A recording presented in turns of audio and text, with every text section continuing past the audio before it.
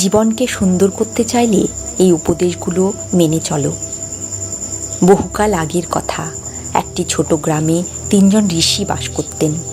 এই 3 জন ঋষি জ্ঞান, তপস্যা ও আধ্যাত্মিকতায় পারদর্শী ছিলেন এবং তাদের পাণ্ডিত্যের কারণে দূর দূরান্ত থেকে মানুষ তাদের দেখতে আসতেন। একদিন গ্রামের প্রধান সভা ডেকে 3 ঋষিকে নিমন্ত্রণ করলেন। প্রধান বললেন, হে মহান ঋষিগণ, আমরা আপনার আশীর্বাদ ও জ্ঞান দ্বারা উপকৃত হতে চাই।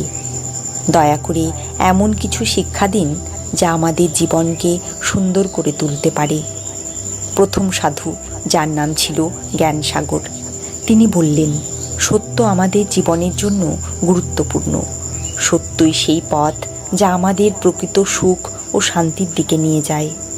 সত্য কথা বলা আমাদের অভ্যন্তরীণ বিশুদ্ধতাকে বজায় রাখে এবং আমাদেরকে ঈশ্বরের নিকটবর্তী করে। দ্বিতীয় সন্ন্যাসী তপমূর্তি বললেন, আমার মতে ধৈর্য হলো সবচেয়ে গুরুত্বপূর্ণ গুণ।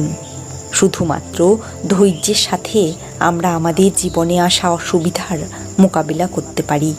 শুধুমাত্র একজন ধৈর্যশীল ব্যক্তি প্রকৃত সাফল্য অর্জন করতে পারে।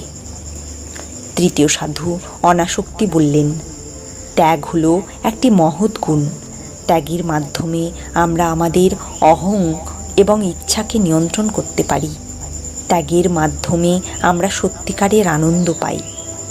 3 জন ঋষির কথা শুনে গ্রামের প্রধান এবং গ্রামবাসীরা খুবই প্রভাবিত হলেন। কিন্তু এই 3টি গুণের মধ্যে কোনটি সবচেয়ে গুরুত্বপূর্ণ তা নিয়ে তারা বিভ্রান্ত হলেন। তারা 3 ঋষিকে এই দ্বিধা নিরসনের জন্য অনুরোধ করলেন এবং 3 জন ঋষি কিছুক্ষণ চিন্তা করলেন। তারপর তারা তাদের একটি পাহাড়ের চূড়ায় নিয়ে গেলেন। সেখানে একটি সুন্দর দৃশ্য ছিল, একটি বিশাল নদী, সবুজ মাঠ এবং একটি শান্তিপূর্ণ গ্রাম। জ্ঞানসাগর বললেন, দেখুন, এই দৃশ্যে সত্যের শক্তি আছে। নদীর জল নির্মল এবং বিশুদ্ধ, কারণ এটি তার উৎস থেকে সত্য। এটি আমাদের জীবনে সত্যের গুরুত্বকে শেখায়। তপমূর্তি বললেন, আমরা এই পর্বতের চূড়ায় পৌঁছানোর জন্য ধৈর্যের চর্চা করেছি। আমরা যদি ধৈর্য না ধরতাম তাহলে আমরা এখানে পৌঁছতে পারতাম না। এই পাহাড়ের মতো জীবনেও আমাদের লক্ষ্যে পৌঁছানোর জন্য ধৈর্য ধরতে হবে।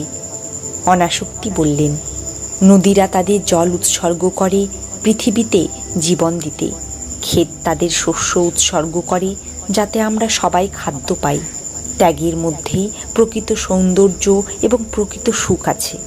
গ্রামবাসীরা সাধুদের ধন্যবাদ জানালেন এবং তাদের আশীর্বাদ প্রার্থনা করলেন।